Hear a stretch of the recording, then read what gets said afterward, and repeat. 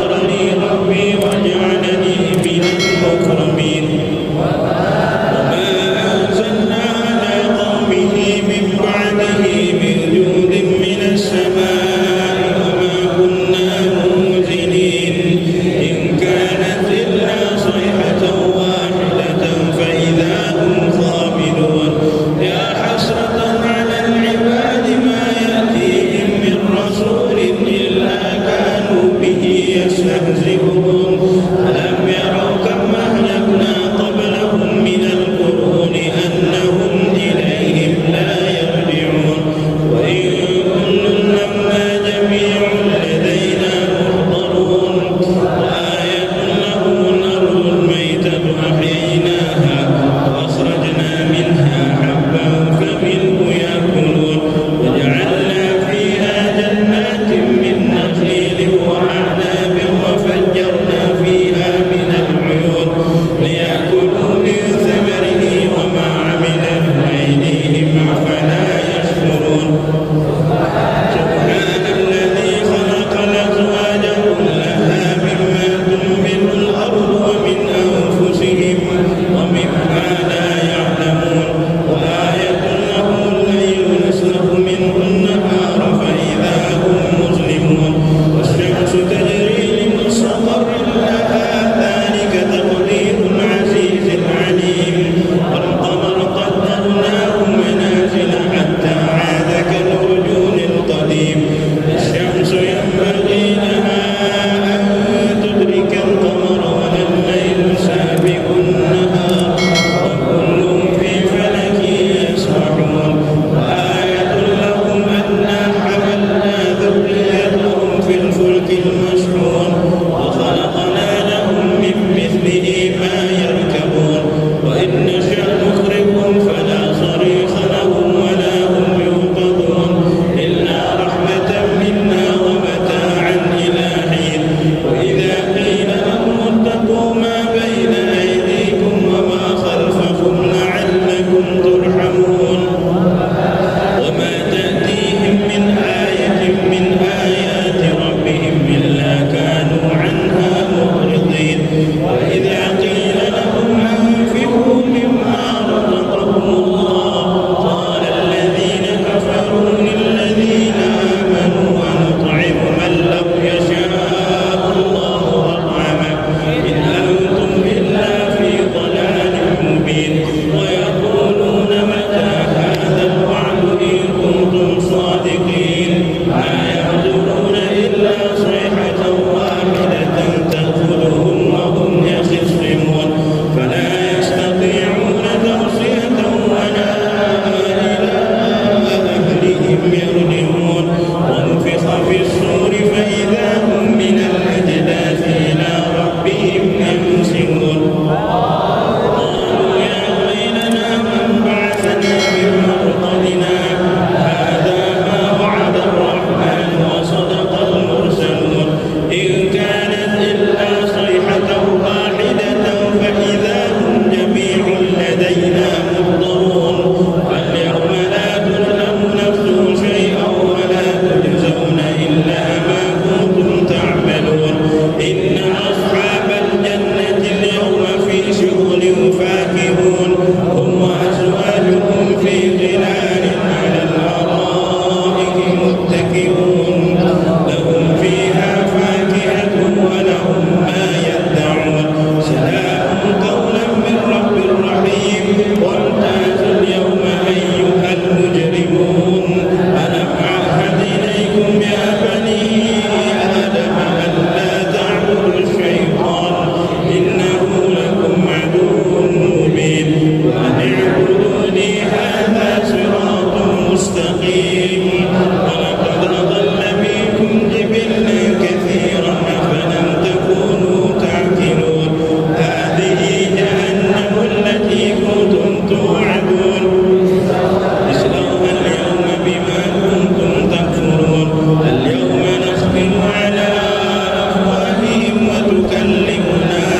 أيديهم وتشهد أرجلهم بما كانوا يكسبون ولو نشاء لطمسنا على أعينهم فاستبقوا الصراط فأنى يبصرون ولو نشاء لمسخناهم على مكانتهم فما استطاعوا مضيا ولا يرجعون ومن نعمره نكسه في الخلق أفلا يعقلون وما علمناه الشعر وما ينبغي له إن هو إلا ذكر وقرآن مبين لينذر من كان حيا ويحق الظالمين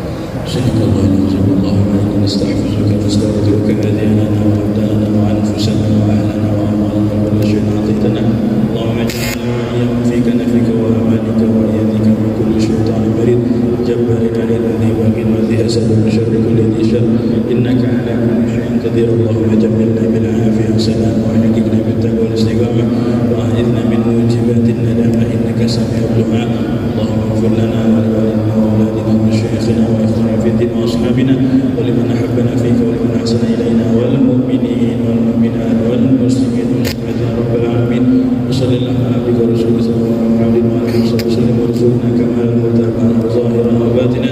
في عافية وسلامة برحمتك يا أرحم الراحمين. اللهم صل وسلم على سيدي وحبيبي وطبيبي قلبي وجسدي وروحي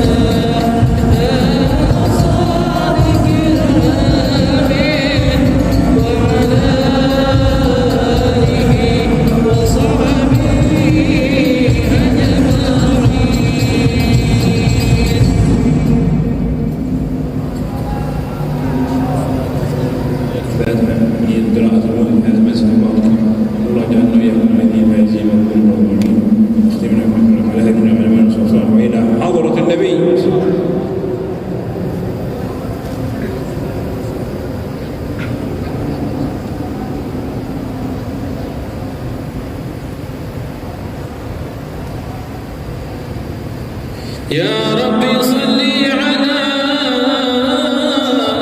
محمد يا ربي صل عليه وسلم يا ربي صل على محمد يا ربي صل عليه وسلم يا ربي صل على محمد حبيبك شافع المشفع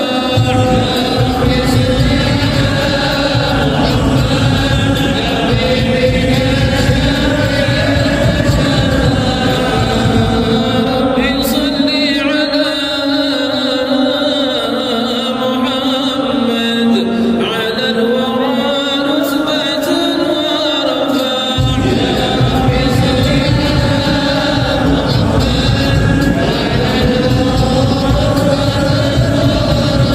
ربي صل على محمد أسمى البرايا جار وأرسل ربي صل أسمى البرايا ربي صل على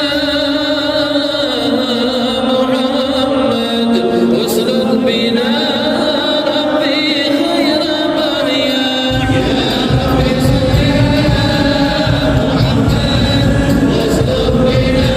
ربي خير ربي صل على محمد وعافنا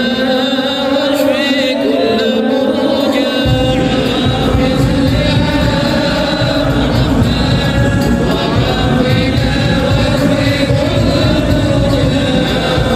ربي صل على محمد وأصلح القلب وعفو ونفاع ربي صل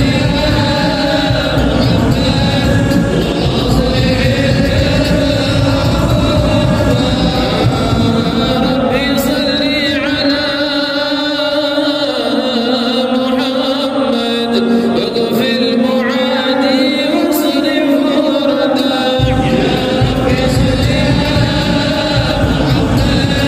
واغفر معادي واصرف ربي صل على محمد نحل في حصنك الممنع ربي صل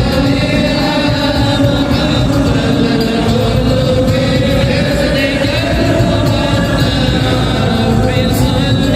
على محمد رب ارضى عنا رضاك لا رفاع ربي صل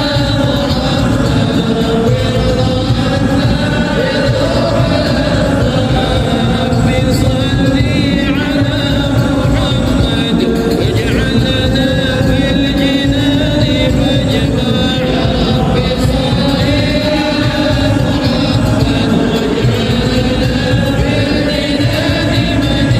ربي صل على محمد رفق بنا خير خلقك جماع ربي صل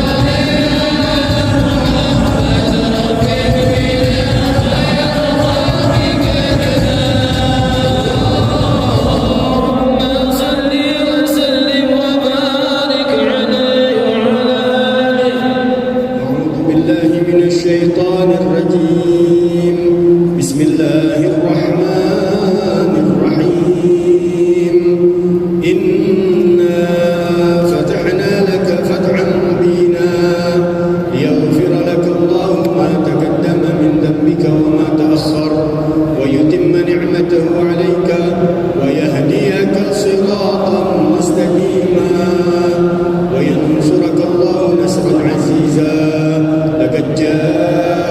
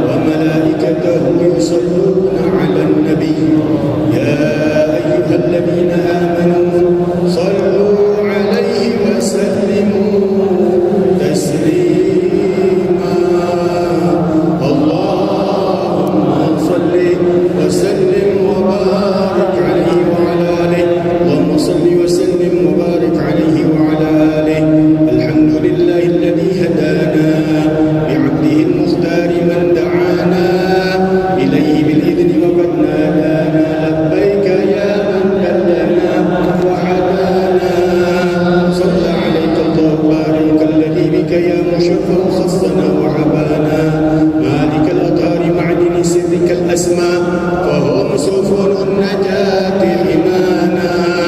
وعلى صحابتك الكرام حماة دينك أصبحوا بولائه عنوانا والتابعين لهم بصدق ما حدا حاد المودة هيج الأشجانا والله ما ذكر الحبيب لدى المحب إلا وأضحى والها النشوانا أين المحبون الذين عليهم باذل النفوس مع النفائس هانا لا يسمعون بذكر طه المصطفى إلا به انتعش وأذهب رانا فاحتاجت الأرواح تشتاق اللقاء وتحن تسأل ربها الرضوانا حال المحبين كذا فاسمع إلى سير المشفع ورهف الآذانا وانصب إلى أوصاف طه المجتبى واحضر بقلبك يمتلئ وجدانا يا ربنا صل وسلم دائما على حبيبك من إليك دعانا الله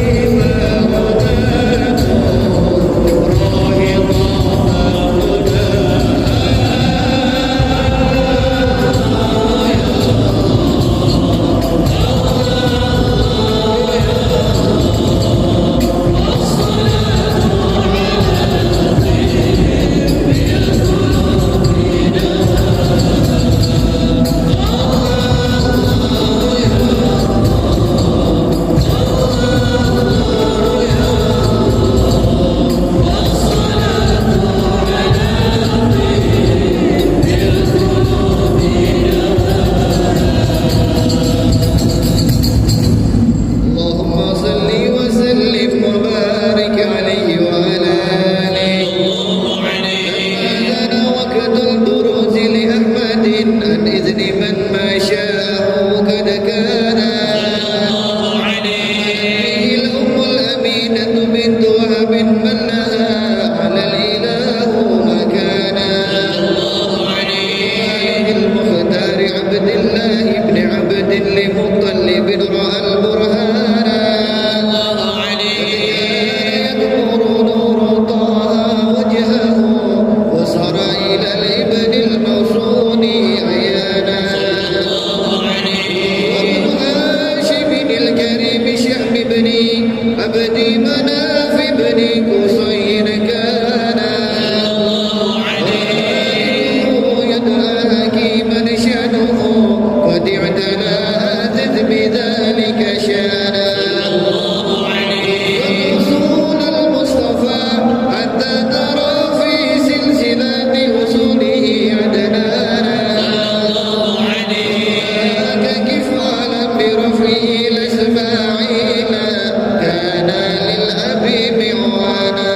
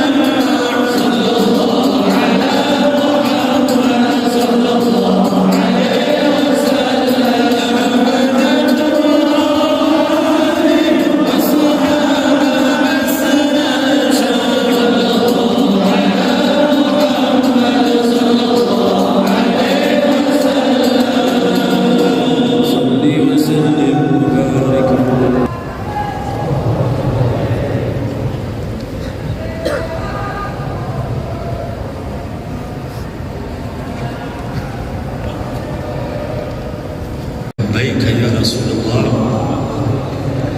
labbaik ya Sayyidina Muhammad. Amma ba'd. Assalamualaikum warahmatullahi taala wabarakatuh. Apabila kau berpaling karena inginkan dunia, inginkan kedudukan, inginkan perkara-perkara yang tidak mempunyai apa-apa nilai di sisi Allah Subhanahu wa taala, dan kata Allah, la tuti' man aghfalna qalbahu an dzikrina, dan jangan pula kau mengikuti orang-orang yang kami telah melalaikan hatinya untuk ingat kepada Allah Subhanahu wa taala, yang kehidupannya hanya sebatas memuaskan hawa nafsu syahwatnya, wa kana amruhu furudha, kehidupannya sia-sia, kehidupannya tidak mempunyai apa-apa makna. Maka dengan itu alhamdulillah, majlis Rasulullah tujuan utamanya adalah untuk mengingatkan kita kepada baginda Rasulullah. Kami di Malaysia mendapat suatu nikmat apabila diberikan kemuliaan untuk sedikit sebanyak berkhidmat kepada baginda Rasulullah sallallahu alaihi wasallam, walaupun dengan nama yang begitu agung, nama majlis Rasulullah yang begitu besar, yang niat tujuan utamanya untuk memanggil masyarakat kepada Rasulullah sallallahu alaihi wasallam. Assalamualaikum warahmatullahi wabarakatuh.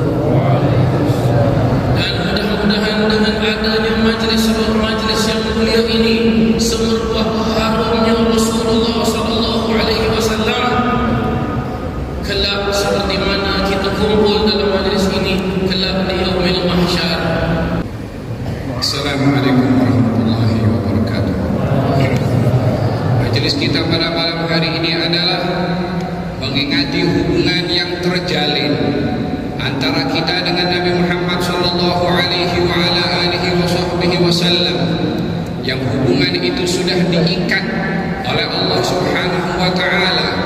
untuk kita dijadikan umat beliau,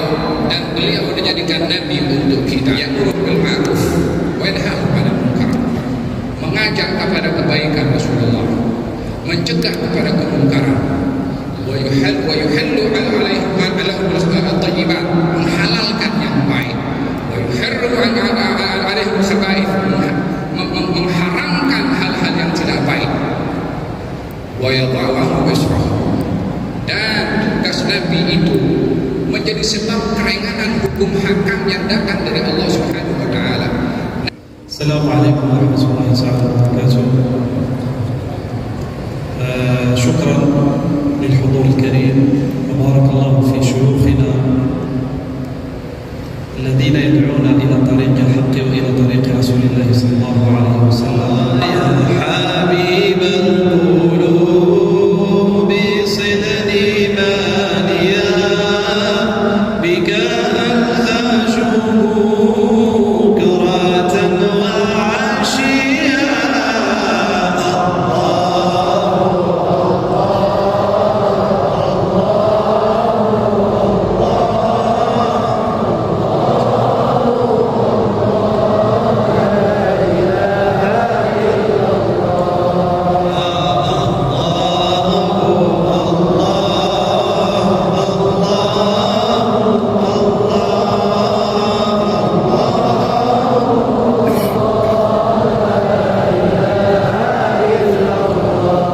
Ya Allah,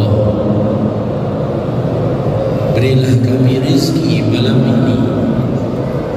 jumpakan kami dengan kekasih Nabi Muhammad ya Allah, walaupun kami tidak pantas berjumpa dengannya ya Allah. Berilah perjumpaan yang indah walaupun hanya dalam mimpi ya Allah. Sungguh kami semua yang hadir di tempat ini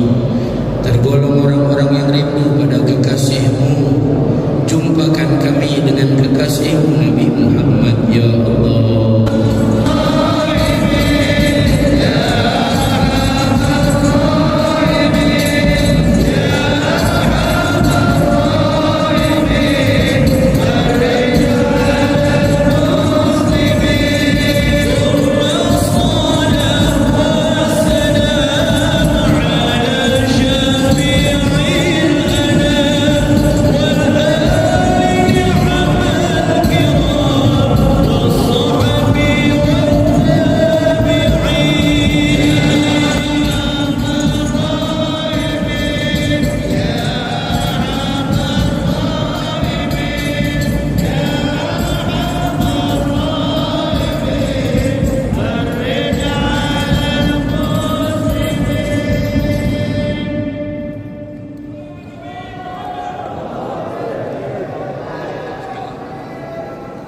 الفاتحة تقبل منا منكم وارضى عنا والدينا والديكم وامهاتنا وامهات المسلمين من الشر رحمة الله وصلينا ونجعلنا واياكم من ايدينا الفائزين المقبولين بالورق امين سين بعد سين ومع دعوام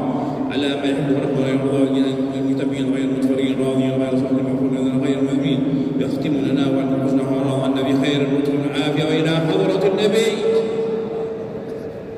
صلى الله